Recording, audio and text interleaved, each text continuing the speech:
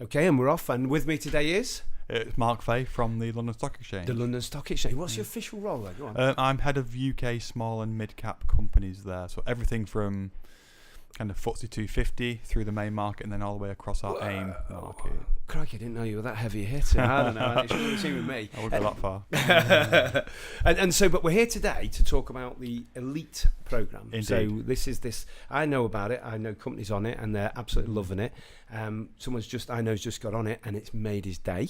Really, really good. So just give us a little bit about the Elite, what it is, how it works. Yeah, so Elite's a private company scaling program. So it's focused on supporting companies as they look to grow their business. It's funding source neutral. We're not trying to drive a particular end goal or exit as part of this. It's about giving companies a good understanding of the funding options and what they need to look for at certain times and types of investors and the pros and cons of each different form of finance. Yeah. So essentially it's getting them to appreciate capital and how it all works and introduce them to the networking's phenomenal. Indeed, yeah. It's kind of seeing how capital can help accelerate the growth of the business to help them drive that and create the jobs and the value we all want to see. But it's also about building the networks of getting in front of people who can help them on that journey, whether it be other advisors, mentors, other CEOs. Yeah, people who've been through that. Exactly. That's always good, that. Indeed. Yeah, because they get fed up of sitting in a room with people who haven't done it, tell them how it's done. Do you know what I mean? So that is really good. So literally what we're talking about here is a programme, and it's not free, is it? No, so we charge £15,000 for the 18 months that it lasts for. And that's just a gesture, though, isn't it? It's about kind of getting them to kind of stay with the programme, commit to the programme. Because skin in the game. Ultimately, yes. Yeah. And we do kind of have 2 people per company because we want, if we can, to get 2 there for every session. They're into the exchange or to Imperial College Business School, who are our academic partner, every 6 to 8 weeks for a day and a half. And the modules are focused on not just funding, actually, but also other areas like governance, talent, internationalisation. So it's about the broader scaling journey, not just about finance. Yeah. And so are we finding people? So I know it's not designed to get people to an IPO, but a lot of people must come on with a secret dream.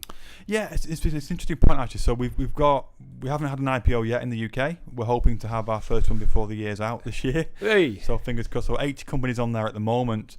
But for us, it's about kind of demonstrating how they can scale their business. Yeah. But what's been quite interesting is that there have been 2 or 3 who've joined the program and said to us, this is our pre-IPO program. But actually what they found is they're not ready. And they realise they need to go through perhaps another round of finance before they get to the point of being ready for an IPO. So it's about that judgment of when the right time to go for something like an IPO might be. And the thing is, what I love about these kind of programs is the people who are doing it with you, they're first timers. So you're pros. You've seen it all. You know, you've seen them all come. You come and go, and therefore it's the right kind of people to hang around with if you're a first timer. I think so. I mean, I think in a way, we're offering them access to people in the city and beyond who perhaps can help them on that journey, and often it can be a hard place to break into, London, for example, and try and get to the right people at the right time. So it's a kind of a safer way of doing that in a sense. Yeah. I think also what's interesting though, the feedback we get from the companies has been just fantastic. And for me, I know that because I know people on it. The biggest benefit though has been if you're in a room with 20 other companies just like you and you're talking about key issues, key challenges, sharing experiences. It's such a buzz around the group and the network. It really helps. Well, I work on, as you know, I work on the Goldman Sachs 10K. Of course, yeah. So, and I know some of them, the Elite, have gone on to your guys with good business models, good businesses, and they're going on and they're loving it. Because I think it makes them capital aware. It makes them really aware. As I said to you, I was bitching, wasn't I, before we came on air. But I work with these, I do this program, and we found one of the cohorts was 100% no outside capital at all. And there's a growth program, you're like, oh wow, we know you'll get where you're going quicker if you take a different attitude to capital. You certainly will, and that for us, it's an education piece around that because companies are obviously growing their business. They haven't got time to think about this, and they should be thinking about. And it's not in their skill set because they've never done it before, and a lot of them don't know anyone else. Well, exactly, and that's the point. I think for us, what we can do is bring this network together to help each other. And what's been great across the program is there's been some kind of benefits we've not expected out of it. So, for example, we've seen a couple of companies in one cohort kind of do software sales to each other. Seriously, that's nice. Network matching. Exactly. And we've had one company who's raised money and some of the other cohort members in their group have put money in personally. So things like this, which you don't, it's not. That's not insider knowledge, is it? It's not inside. No, not checking, yet. No, I wouldn't mind a bit of that. But actually, it's been really interesting to see some of the spin-off benefits. Yeah. And the other thing that's interesting, which is, I think, we see more through companies who do a flotation on our markets, is the profile benefit of doing this, the brand association. Yeah. So they get real benefit out of that as well. They must do, because they scrub up well, don't they? I mean, you judge by who you run with a lot of the time, particularly when you're getting into these kind of levels where people are putting a lot of money on the line, reputations, whatever. Yeah. They're going on a long journey with you if they invest in you. And so, coming on something like this proves you've got the chops. And when we get that feedback all the time, it's really interesting to see that brand kind of connection supporting them. We find it also through our 1,000 Companies report as well. The same sort of thing happens. So it's a very, very powerful tool in terms of kind of getting some kind of a brand awareness. If somebody wanted to do it, what's the prerequisites? Do they have to have been through other programs? Can they be virgin guys on this? Yeah, I mean, there isn't. For me, the program's about scaling, and therefore it's about ambition. So companies who want to grow their business, want to scale, should be looking at something like this as part of their journey. Yeah. I mean, often it helps if they've been through something like the Goldman Sachs 10,000. That's kind of a great forerunner in many ways to the elite program. It's very complementary, I think. We'd agree with that completely. And actually, what's interesting on the program, that we've got guys who've had bootstrapped, we've got guys who've got VC, guys who've got private equity, guys who've got bank finance, we've got founders who have been building 30-year businesses, we've got 3-4-year-old companies who are just starting off. Range, so it's a real mix. It's sector agnostic. It's kind of.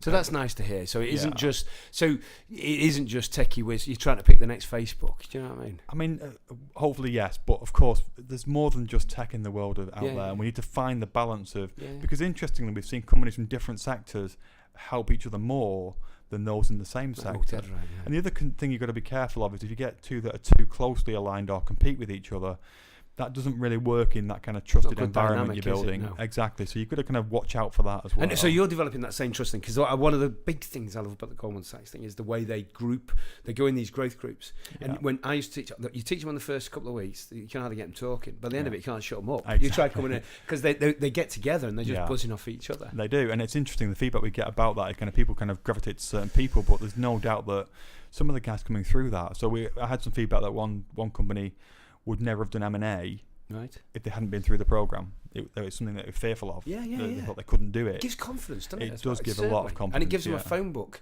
And they get the comfort. They might not even use it, but they know there's someone they could talk to. He's either done it before, knows a man who can, and all that. And the other part I'd make is that it's not just a UK program, it's a pan-European program. There are 400 companies on this program. Did it start in Italy? It did start. It did. Right, You've got that right. It was Italy.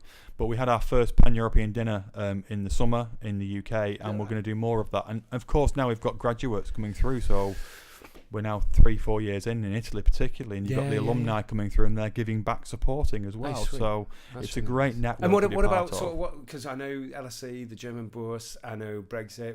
Is that going to, all this sort of stuff? Is that going to impact on your plans? Or no, I don't think so. I mean, for us, obviously, the importance of SMEs across the UK and the European economy is crucial. Scale up, and Elite is part of that scale up journey, and it's really going to play. Well, I think we all have the role to play these programs, but fundamentally, it's got to be about scale ups.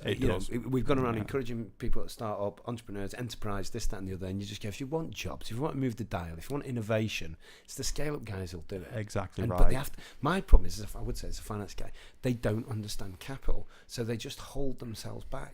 They do. So you're, and I teach the finance and the Goldman, so I know we're not doing it as well as we could. No. I mean, we could do with this capital appreciation section and say, I'll tell you what, get the right money in at the right time. Wow.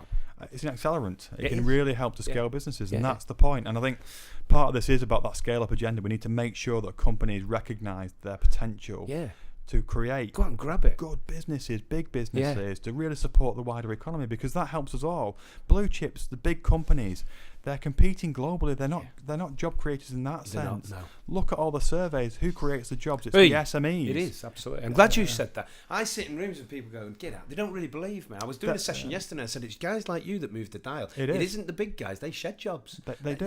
What? And they don't think that's true. But because that's the way the world's going at the moment. We need to support that ecosystem to drive that harder. I also think that's where innovation comes from. I think innovation is key. And I think if we can do that, our productivity puzzles might get a bit more solved. You know what I mean? Indeed, yeah. And it's not going to come from big guys. It's going to be coming from. And I know it's a lot of the big guys now are setting up incubator funds and all kinds of things to dip in because they know where the real action is. And the world we're in now, clearly there's lots of disruption in sectors all over the place. And how do you kind of mitigate that? And part of that will be supporting the kind of upcoming interesting businesses who are going to kind of either change your business or support your business. And so there's much more of that going on. And actually, in a way, growing a business has probably never been easier. I'm not saying it's easy, but there are lots of support mechanisms out there. Yeah, seriously. But funding's an area we have to kind of focus on a lot more. I'd love to do that because I'm talking to people at the Goldman Sachs program, and we come up with all kinds of interesting ways we can try to stimulate the funding sector to make it more accessible. It's not just accessible, offering the right range of products to these kind of people. Indeed. Because it's hard to get it right for scale-ups because there are very small. What I love about programs like yours, Goldman Sachs, is you're beginning to find significant numbers of these scaled ups. Otherwise, how do you find them? Indeed. They're really tricky. There's massive millions of companies. So how do you find? And every beggar who's in business says they're growing or they want to grow, but we know that's just not true, isn't it? So to find those 6 to 10% who really are. That's the trick because we know they're the ones who influence it, and then we can give them the support they need. But ironically, having the support is flushing them out. Indeed. I think programs like yours, Goldman Sachs, they're beginning to pop up. You're highlighting them. Yeah. I mean, our 1,000 Companies to Inspire Britain report does the exact same thing.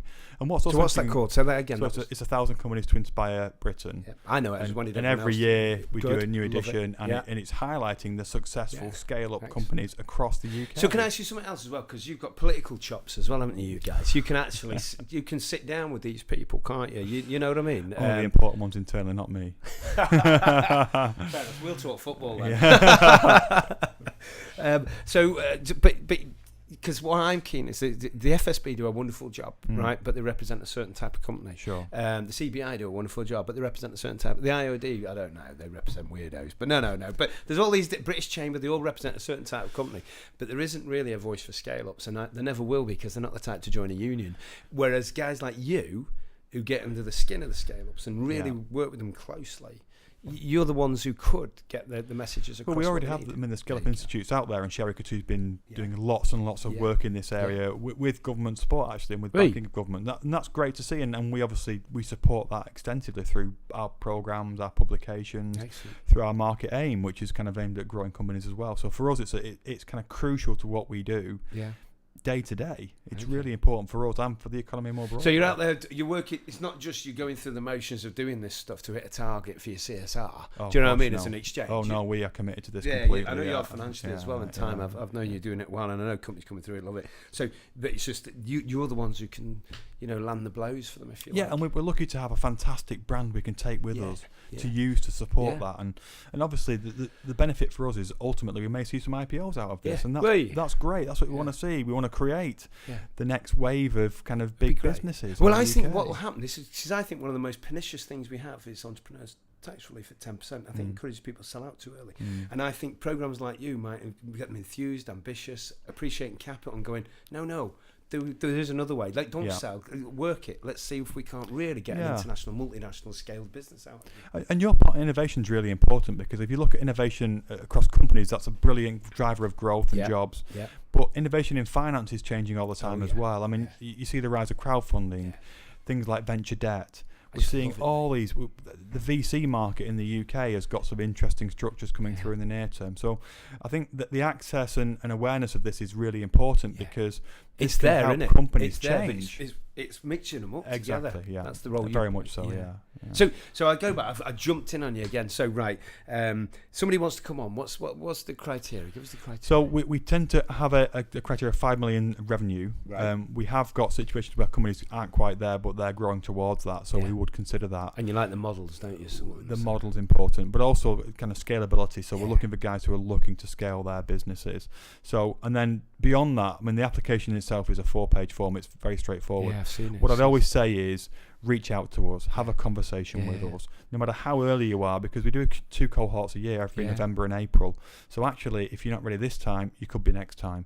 So come and have a conversation with me or with the elite team at the exchange. No, I do it with you. I've had them with you, with people there. It's great. They love it. You really calm it down, make it very, very Do you know? We're just looking to support great companies, and there are loads of great companies out there who should take advantage of this and be part of this. Yeah. Well, I've got another one. I mean, I literally, and I keep saying, well, she's a female entrepreneur, and it's just basically, more men have walked on the moon than sort of done what if they go through an IPO as a woman, through this. It'd be cool. Do you know what I mean? It'd be brilliant. I mean, and that's the whole point. We're not just looking for a particular type of business or person. It could be anyone who's got the potential to scale a business. Yeah. And I know you don't hold on to the 5 million. It's about whether you do it on a personal level. You look at the quality of their business. We do. And is it right for them? Because you'll turn them down if it's not right. Because it's just it's no good in anybody's. And what we want is kind of to drive kind of success and support scale. Love it. And that's absolutely love it. That's kind of now. Final question, right? Okay. Pep Guardiola. What do you think? Oh, genius. He is, isn't he? That's it. We're done. We're absolutely finished.